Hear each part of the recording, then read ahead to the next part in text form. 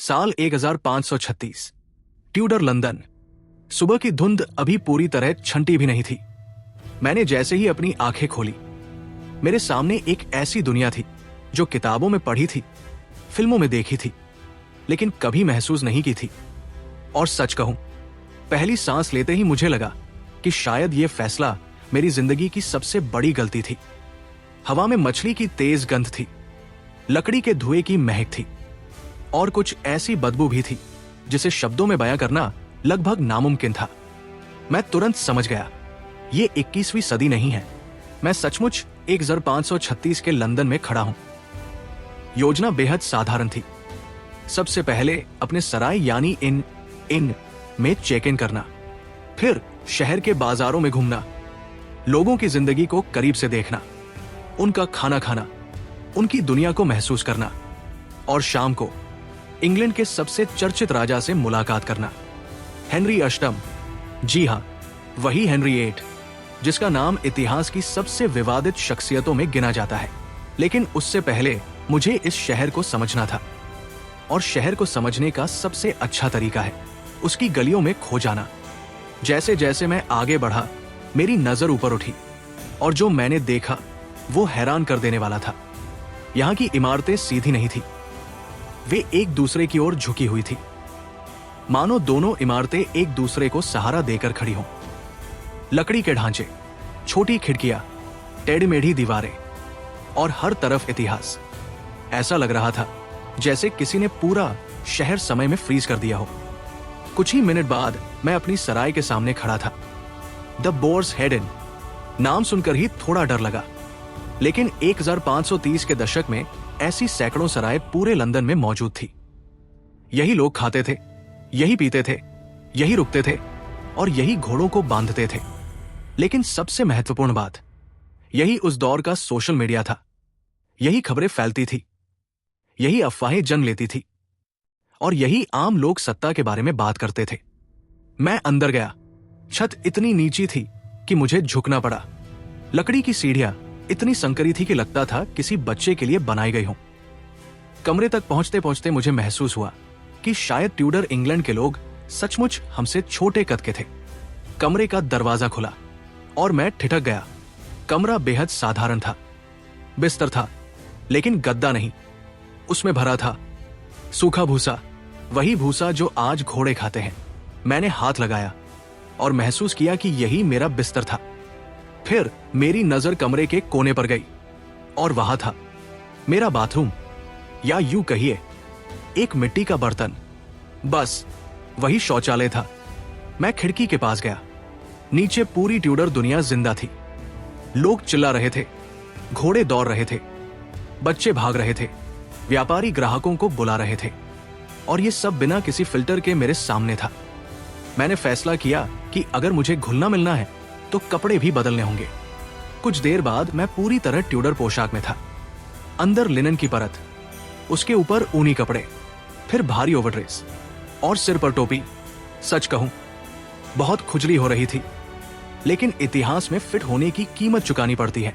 अब समय था असली लंदन देखने का, और मैं निकल पड़ा शहर की सबसे मशहूर सड़क की ओर, चीपसाइड मार्केट। जैसे ही मैं वहां पहुंचा, मैं रुक गया, क्योंकि यह बाजार नहीं था, ये एक जीवित तूफान था। हर कोई कुछ बेच रहा था, हर कोई कुछ खरीद रहा था, हर कोई कुछ ढो रहा था, और सबसे हैरान करने वाली बात, हर कोई चिल्ला रहा था। पूरा बाजार एक साथ बोल रहा था। यहां कोई माइक्रोफोन नहीं था, कोई स्पीकर नहीं था, इसलिए आपकी आवाज जितनी ऊंची, आपकी दुकान उतनी सफल। तभी मेरी नजर एक दुकान पर पड़ी। वहां बिक रहा था ईल पाई, यानी मछली से बनी पाई। मैंने हमेशा सुना था कि अंग्रेज पाई के दीवाने होते हैं, तो मैंने भी एक खरीद ली। पहला निवाला लिया, और मैं रुक गया। स्वाद अजीब था, मिट्टी जैसा, लेकिन साथ ही थोड़ा मीठा भी। मैंने इसकी उम्मीद नहीं की थी, लेकिन बुरा नहीं था, बिल्कुल भी नहीं। तभी मेरी नजर एक बच्चे पर गई। उम्र मुश्किल से 10 साल, लेकिन वो पहले से एक कारीगर के रूप में काम कर रहा था। उसकी जिंदगी तय हो चुकी थी। न कोई स्कूल, न कोई आधुनिक बचपन, न कोई विकल्प। जो काम उसने आज शुरू किया था, संभव है वही काम वो पूरी जिंदगी करता, और यही था ट्यूडर इंग्लैंड, एक ऐसी दुनिया जहां बचपन बहुत छोटा था और जिम्मेदारियां बहुत जल्दी शुरू हो जाती थी। मैं चीपसाइड मार्केट से आगे बढ़ रहा था, लेकिन जितना आगे जाता उतना ही महसूस होता कि ट्यूडर लंदन सिर्फ एक शहर नहीं था, ये एक जीवित मशीन थी। एक ऐसी मशीन जिसमें हजारों लोग हर दिन संघर्ष कर रहे थे, कुछ जीवित रहने के लिए, कुछ अमीर बनने के लिए और कुछ सिर्फ अगले दिन तक पहुंचने के लिए। कुछ देर बाद मैं पहुंचा एक ऐसी जगह जहां से पूरे इंग्लैंड की सोच नियंत्रित होती थी। Fleet street. आज के समय में अगर इंटरनेट सूचना का केंद्र है तो 1536 में फ्लीट स्ट्रीट वही काम करती थी। यहीं से खबरें फैलती थी, यही अफवाहें जन्म लेती थी, यही लोगों की राय बनती और बिगड़ती थी। छोटे छोटे प्रिंटिंग प्रेस लगातार चल रहे थे, लकड़ी की मशीनें, स्याही की तेज गंध और कागज के ढेर। ये पहली बार था जब आम लोग लिखी हुई खबरें पढ़ सकते थे, और राजा हेनरी VIII को अच्छी तरह पता था कि ये कितनी खतरनाक चीज है। कुछ साल पहले ही उसने कई किताबों और पर्चों पर सेंसरशिप लगानी शुरू कर दी थी, क्योंकि एक विचार कभी कभी तलवार से ज्यादा खतरनाक होता है। मैं सड़क पर आगे बढ़ ही रहा था कि अचानक कुछ अजीब हुआ। भीड़ एक दिशा में भागने लगी, सैकड़ों लोग, और सब एक ही जगह की तरफ जा रहे थे। पहले मुझे लगा कोई उत्सव होगा, कोई परेड होगी, शायद कोई शाही कार्यक्रम। लेकिन जैसे जैसे मैं करीब पहुंचा, मुझे लोगों की आवाजें सुनाई देने लगी। कुछ लोग हंस रहे थे, कुछ चिल्ला रहे थे, कुछ बच्चों को कंधे पर बैठाकर दृश्य दिखा रहे थे। और फिर मैंने मंच देखा, लकड़ी का एक ऊंचा ढांचा। तब मुझे समझ आया, यह कोई उत्सव नहीं था, ये एक सार्वजनिक फांसी थी। आज के समय में यह कल्पना करना भी मुश्किल है, लेकिन 16वीं सदी में मौत भी एक सार्वजनिक कार्यक्रम थी। लोग टिकट नहीं खरीदते थे क्योंकि इसकी जरूरत नहीं थी। यह मुफ्त मनोरंजन था। सजा पाने वाला व्यक्ति मंच पर खड़ा था, भीड़ उसका मजाक उड़ा रही थी, कुछ लोग उस पर चीजें फेंक रहे थे और बाकी लोग इस दृश्य का आनंद ले रहे थे। मैं स्तब्ध था, लेकिन सबसे ज्यादा डरावनी बात कुछ और थी। यह सिर्फ अपराधी को सजा देने का तरीका नहीं था, यह जनता को डराने का तरीका था। संदेश साफ था, अगर तुमने राजा के खिलाफ कुछ किया, अगर तुमने गलत व्यक्ति को नाराज किया, अगर तुमने गलत समय पर गलत बात कह दी, तो तुम्हारा अंत भी यही हो सकता है। और शायद यही वजह थी कि ट्यूडर इंग्लैंड में व्यवस्था बनी रहती थी। कानून से ज्यादा लोग डर से चलते थे। भीड़ धीरे धीरे बिखरने लगी, लेकिन मेरे मन में एक अजीब बेचैनी रह गई। मैं वहां से निकलकर आगे बढ़ा और कुछ देर बाद पहुंचा उस जगह जिसे देखकर मेरी आंखें खुली रह गई। London bridge. आज हम जिस लंदन ब्रिज को जानते हैं वो बिल्कुल अलग है। 1536 का लंदन ब्रिज एक पुल नहीं था, वो एक पूरा शहर था। पुल के ऊपर घर बने थे, दुकानें बनी थी, गोदाम बने थे, एक चैपल भी था, और हजारों लोग रोज उसी पुल पर रहते थे। मैंने ऊपर देखा, लकड़ी और पत्थर की इमारतें दोनों तरफ खड़ी थी। बीच में एक संकरी सड़क, जहां घोड़े, व्यापारी और आम लोग एक साथ गुजर रहे थे। लेकिन तभी मेरी नजर पुल के प्रवेश द्वार पर गई और मेरा खून जम गया। ऊपर लोहे की लंबी कीलें लगी थी और उन पर मानव सिर टंगे हुए थे। सचमुच के सिर, राजद्रोहियों के, बागियों के, राजा के दुश्मनों के। उन्हें महीनों तक वही छोड़ा जाता था ताकि हर आने जाने वाला व्यक्ति देख सके कि सत्ता को चुनौती देने का परिणाम क्या होता है। कल्पना कीजिए, आप रोज काम पर जा रहे हैं और आपके सिर के ऊपर सड़े हुए इंसानी सिर लटक रहे हैं, लेकिन यहां के लोगों के लिए यह सामान्य था। कोई रुककर नहीं देख रहा था, कोई हैरान नहीं था, क्योंकि वे इसके आदी हो चुके थे। इतिहास की सबसे डरावनी चीजों में से एक यह है कि इंसान किसी भी चीज का आदी हो सकता है। मैं पुल पार करते हुए आगे बढ़ा और सामने दिखाई दिया एक ऐसा किला जिसने लगभग 5 सदियों का इतिहास देखा था। टावर ऑफ लंदन 1078 में विलियम द कॉन्करर द्वारा बनाया गया। यह किला 1536 तक लगभग 500 साल पुराना हो चुका था, लेकिन इसकी ताकत अब भी बरकरार थी। यह सिर्फ एक किला नहीं था, यह कई चीजों का मिश्रण था। राजमहल, जेल, हथियारों का भंडार, रॉयल मिंट और क्राउन ज्वेल्स का घर। लेकिन ज्यादातर लोग इसे एक और वजह से जानते थे। यहां लोग कैद किए जाते थे और यही कई लोगों का सिर काटा जाता था। राजनीतिक दुश्मन, शाही परिवार के सदस्य, विद्रोही, यहां तक कि राजा की अपनी पत्नियां भी। और मुझे अच्छी तरह पता था कि इसी साल 1536 में इस किले का नाम इतिहास में और गहराई से दर्ज होने वाला है, क्योंकि जल्द ही यहां एक ऐसी महिला लाई जाएगी जिसका नाम पूरी दुनिया जानती है, एन बोलेन, हेनरी VIII की दूसरी पत्नी। लेकिन अभी मुझे नहीं पता था कि अगले दिन मैं उसी कहानी के बिल्कुल बीच में पहुंचने वाला हूं। सूरज डूबने लगा था, आसमान नारंगी हो रहा था और पूरे दिन की थकान अब महसूस होने लगी थी। मुझे सिर्फ एक चीज चाहिए थी, खाना और शायद थोड़ा आराम। इसलिए मैंने एक सराय ढूंढने का फैसला किया, ऐसी सराय जो शांत हो, जहां ज्यादा शोर न हो, जहां मैं आराम से बैठकर खाना खा सकूं। मुझे क्या पता था कि ट्यूडर लंदन में शांत सराय जैसी कोई चीज होती ही नहीं। शाम पूरी तरह ढल चुकी थी। लंदन की गलियां अब पहले से भी ज्यादा रहस्यमयी लग रही थी।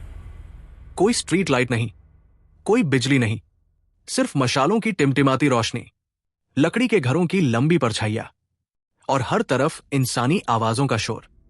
पूरा दिन घूमने के बाद अब मुझे सिर्फ खाना चाहिए था और शायद एक शांत जगह जहां बैठकर थोड़ा आराम कर सकूं। मैंने एक टैवर्न चुना। बाहर से देखकर लगा कि यह बाकी जगहों से कम शोरगुल वाली है। मैंने सोचा बस यही सही है। दरवाजा खोला और अंदर कदम रखते ही मुझे समझ आ गया कि मैं गलत था, बहुत गलत। कमरे में धुएं की मोटी परत तैर रही थी, लकड़ी जलने की गंध, पसीने की गंध, गीली मिट्टी की गंध, पिघली हुई चर्बी की गंध, सब कुछ मिलकर एक ऐसा मिश्रण बना रहे थे जिसकी कल्पना भी मुश्किल है। लेकिन सबसे पहले मैंने मेन्यू देखा और मेन्यू देखकर हंसी आ गई। आज हम रेस्तरां में 50 चीजें चुनते हैं, यहां विकल्प थे एले, एल, पॉटेज, पॉटेज, पाई, रोटी। बस मैंने एले और पाई ऑर्डर कर दी। कुछ देर बाद खाना आया, लेकिन जो आया वो पाई जैसा बिल्कुल नहीं दिख रहा था। वो एक गाढ़ा सा स्टू था जिसमें कुछ मांस था। शायद मैंने एक चम्मच लिया, धीरे से स्वाद चखा और आश्चर्य हुआ। ये उतना बुरा नहीं था, असल में अच्छा था। काफी जड़ी बूटियों वाला, गर्म और आश्चर्यजनक रूप से स्वादिष्ट। अब बारी थी एले की। मैंने लकड़ी का बड़ा मग उठाया, एक घूंट लिया और महसूस किया कि यह आधुनिक बियर जैसी बिल्कुल नहीं थी। ये हल्की थी, पानी मिली हुई लग रही थी और शायद यही वजह थी कि लोग इसे पूरे दिन पीते रहते थे, क्योंकि उस दौर में साफ पानी मिलना आसान नहीं था और कई बार एले पीना पानी पीने से ज्यादा सुरक्षित माना जाता था। मैंने सोचा कि अब आराम से खाना खाऊंगा, शायद कुछ देर बैठूंगा और फिर वापस सराय चला जाऊंगा। लेकिन तभी दरवाजा खुला, कुछ संगीतकार अंदर आए, उनके पीछे नर्तक, फिर और लोग, फिर और लोग, और अगले ही 10 मिनट में पूरा टैवर्न एक विशाल पार्टी में बदल गया। मैं हैरान रह गया। मैं जिस जगह को पूरे शहर की सबसे शांत जगह समझ रहा था, वो अचानक 16वीं सदी का नाइट क्लब बन चुकी थी। लोग गा रहे थे, तालियां बजा रहे थे, नाच रहे थे, कोई किसी की परवाह नहीं कर रहा था। और सबसे दिलचस्प बात यह थी कि इनमें से ज्यादातर लोग बेहद गरीब थे, दिन भर मेहनत करते थे, मुश्किल से खाना जुटा पाते थे, बीमारियों से घिरे रहते थे, लेकिन जब रात आती तो वे जीना नहीं भूलते थे। आज की दुनिया में हम अक्सर मान लेते हैं कि खुश रहने के लिए सुविधाएं चाहिए, लेकिन यहां इन लोगों के पास लगभग कुछ भी नहीं था। फिर भी वे मुस्कुरा रहे थे। मैंने खुद को भी उस माहौल में बहने दिया। कुछ देर बाद मैं भी संगीत की ताल पर झूम रहा था। हालांकि अगर कोई आधुनिक डांस प्रतियोगिता होती तो मुझे तुरंत बाहर निकाल दिया जाता, लेकिन वहां किसी को फर्क नहीं पड़ता था। और शायद यही उस रात की सबसे खूबसूरत बात थी। कई घंटे बाद मैं टैवर्न से निकला। बाहर घुप अंधेरा था, इतना अंधेरा कि मुझे अपना हाथ तक मुश्किल से दिखाई दे रहा था। तभी मुझे एहसास हुआ कि मैं स्ट्रीट लाइट्स को कितना हल्के में लेता हूं। ट्यूडर लंदन की रात सचमुच डरावनी थी। हर गली में खतरा महसूस होता था, लेकिन अजीब बात यह थी कि मैं खुश था, बहुत खुश, क्योंकि ये शायद मेरी जिंदगी की सबसे यादगार रातों में से एक थी। किसी तरह मैं अपनी सराय तक पहुंचा, भूसे वाले बिस्तर पर लेटा और पूरे दिन के बारे में सोचने लगा। सुबह मैंने एक सार्वजनिक फांसी देखी थी। एक सुअर ने मुझे सड़क पर गिरा दिया था। मैंने ईल पाई खाई थी और अब मैं एक ट्यूडर टैवर्न में रात भर नाचकर लौटा था। ये शहर जितना कठोर था उतना ही जीवंत भी था। धीरे धीरे मेरी आंखें बंद होने लगी। तभी मुझे दिन में मिला हुआ वो कागज याद आया। मैंने उसे निकाला। मोम की सील अभी भी लगी हुई थी। मैंने उसे खोला और फिर कुछ सेकंड तक उसे घूरता रह गया, क्योंकि यह कोई साधारण पत्र नहीं था। ये एक आधिकारिक निमंत्रण था।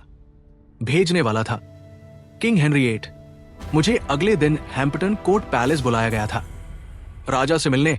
लेकिन सच कहूं, मैं वहां राजा को देखने नहीं जा रहा था। मैं वहां किसी और वजह से जा रहा था, क्योंकि मुझे इतिहास की एक ऐसी घटना पता थी जो कुछ ही दिनों में होने वाली थी, और अगर मैं चाहूं तो शायद उसे रोक सकता था। उस महिला का नाम था एन बोलेन, और इतिहास कहता है कि उसका अंत बेहद दुखद होने वाला था। मैंने पत्र को मोड़ा, मोमबत्ती बुझाई और सोने की कोशिश की, लेकिन उस रात एक सवाल बार बार मेरे दिमाग में घूमता रहा। क्या इतिहास को बदला जा सकता है? अगली सुबह मेरी आंख खुली तो सबसे पहले मुझे वही पत्र याद आया, राजा हेनरी VIII का निमंत्रण। मैंने खिड़की खोली। बाहर ट्यूडर लंदन पहले से ही जाग चुका था। घोड़ों की आवाजें, व्यापारियों की पुकार, लकड़ी के पहियों की चरमराहट और दूर कहीं चर्च की घंटियां। लेकिन आज का दिन अलग था। आज मैं इंग्लैंड के सबसे शक्तिशाली व्यक्ति से मिलने जा रहा था। काफी देर तक मुझे शाही पोशाक पहनाई गई, परत दर परत कपड़े, भारी ऊनी वस्त्र, कढ़ाईदार बाहरी गाउन और सिर पर औपचारिक टोपी। कुछ ही मिनटों में मुझे ऐसा महसूस होने लगा जैसे मैं किसी कवच के अंदर बंद हो गया हूं। मैं सोच भी नहीं सकता था कि उस दौर की महिलाएं रोज ऐसे कपड़े पहनती थी। फिर मेरी यात्रा शुरू हुई। मैं लंदन के सबसे अमीर इलाके से गुजर रहा था, जिसे उस समय द स्ट्रैंड कहा जाता था। यहाँ के घर बाकी शहर से कहीं ज्यादा भव्य थे, लेकिन सड़कें वो अब भी कीचड़ से भरी थी। ये देखकर एहसास हुआ कि चाहे कोई कितना भी अमीर क्यों न हो, 1536 में आधुनिक सुविधाएं किसी के पास नहीं थी। कुछ देर बाद दूर क्षितिज पर लाल ईंटों से बना एक विशाल महल दिखाई दिया, हैम्पटन कोर्ट पैलेस। जैसे जैसे मैं करीब पहुंचा, वैसे वैसे मेरी धड़कन तेज होती गई। यही वो जगह थी जहां हेनरी VIII रहता था। यही वो जगह थी जहां इंग्लैंड के भविष्य के फैसले लिए जाते थे, और यही वो जगह थी जहां इतिहास हर दिन लिखा जा रहा था। महल के विशाल द्वार खुले। मैं अंदर पहुंचा। हर तरफ सैनिक, दरबारी, सेवक, राजसी वस्त्र पहने लोग। और अचानक कमरे में हलचल हुई। लोग एक तरफ हटने लगे। फिर मैंने उसे देखा। हेनरी VIII, इंग्लैंड का राजा। वो लंबा था, प्रभावशाली था, और उसकी मौजूदगी ऐसी थी कि कमरे में मौजूद हर व्यक्ति उसकी ओर देखे बिना नहीं रह सकता था। वो मेरी तरफ बढ़ा। तो तुम वही यात्री हो जो भविष्य से आया है? मैंने सिर झुकाया। जी महाराज। वो मुस्कुराया। तो इतिहास मुझे किस रूप में याद रखता है? ये शायद उस पूरे दिन का सबसे खतरनाक सवाल था, क्योंकि मैं सच्चाई जानता था। मैं जानता था कि आने वाली सदियों में लोग उसे एक महान राजा के रूप में भी याद करेंगे, और एक निर्दयी शासक के रूप में भी। लेकिन मैंने सावधानी से उत्तर दिया, महाराज, आपका नाम इतिहास कभी नहीं भूलेगा। हेनरी मुस्कुराया। स्पष्ट था कि उसे यह जवाब पसंद आया। फिर उसने कहा, आज रात तुम हमारे साथ भोजन करोगे। मैंने सम्मानपूर्वक सिर झुका दिया। लेकिन तभी भीड़ के बीच मुझे एक चेहरा दिखाई दिया। एन बोलेन, राजा की दूसरी पत्नी, और वह महिला जिसके बारे में मैं वो सब जानता था जो उसे नहीं पता था। कुछ समय बाद मुझे उससे अकेले में बात करने का अवसर मिला।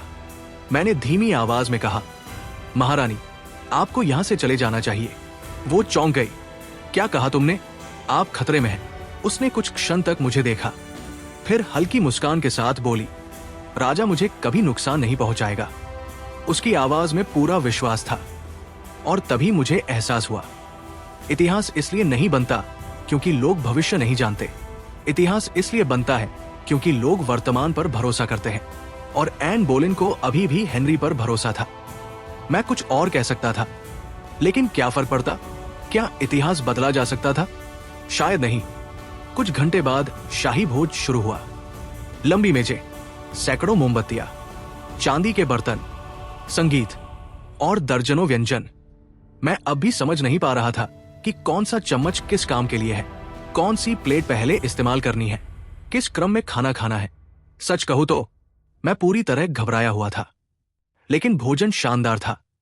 हर चीज महंगी लग रही थी। ऐसा स्वाद जो आम लोगों के लिए नहीं था। यह सिर्फ खाना नहीं था, यह शक्ति का प्रदर्शन था। भोज के बाद संगीत शुरू हुआ, फिर नृत्य, और इससे पहले कि मैं कुछ समझ पाता, मुझे भी नृत्य के लिए बुला लिया गया। हेनरी ने मुस्कुराकर कहा, आओ भविष्य के यात्री, देखते हैं तुम्हारे समय में लोग कैसे नाचते हैं। समस्या सिर्फ एक थी, मुझे नाचना नहीं आता था। कम से कम ट्यूडर शैली में तो बिल्कुल नहीं। कुछ ही मिनटों में मैंने राजा के पैर पर एक बार कदम रख दिया, फिर दूसरी बार, और शायद तीसरी बार भी। मुझे यकीन नहीं, लेकिन इतना तय है कि उस क्षण मैं इंग्लैंड के इतिहास का सबसे खराब दरबारी नर्तक बन चुका था। और शायद यही कारण था कि कुछ देर बाद मुझे विनम्रता से बाहर भेज दिया गया। महल से बाहर निकलते समय मैंने पीछे मुड़कर देखा। रोशनी में चमकता हुआ हैम्पटन कोर्ट, शक्ति, वैभव और इतिहास। लेकिन उसी क्षण मुझे कुछ और महसूस हुआ। ट्यूडर इंग्लैंड सुंदर था, लेकिन यह बेहद क्रूर भी था। बीमारियां हर जगह थी, सफाई लगभग नहीं थी। लोग गलत समय पर गलत बात कहने के कारण अपनी जान गंवा सकते थे। जीवन कठिन था, बहुत कठिन। फिर भी इन लोगों में एक बात थी जो आज भी प्रेरित करती है, जीने की जिद। उनके पास कम था, लेकिन वे हंसते थे, नाचते थे, दोस्ती करते थे, प्यार करते थे, और हर दिन को पूरी तरह जीते थे। शायद यही वजह है कि 500 साल बाद भी हम उनकी कहानियां सुनते हैं। मैंने आखिरी बार ट्यूडर लंदन की ओर देखा, फिर समय की धुंध धीरे धीरे मेरे चारों ओर छाने लगी। 1536 पीछे छूट रहा था, और मैं लौट रहा था 2026 की दुनिया में, जहां गर्म पानी से नहाना एक चमत्कार नहीं है, जहां बिजली सामान्य है, जहां बीमारी का इलाज है, और जहां हमें अक्सर एहसास ही नहीं होता कि हम कितने भाग्यशाली हैं। लेकिन एक बात मैं अपने साथ लेकर लौट रहा था। इतिहास सिर्फ राजाओं की कहानी नहीं है। इतिहास उन आम लोगों की कहानी है जो हर कठिन दौर में भी जीना नहीं भूलते।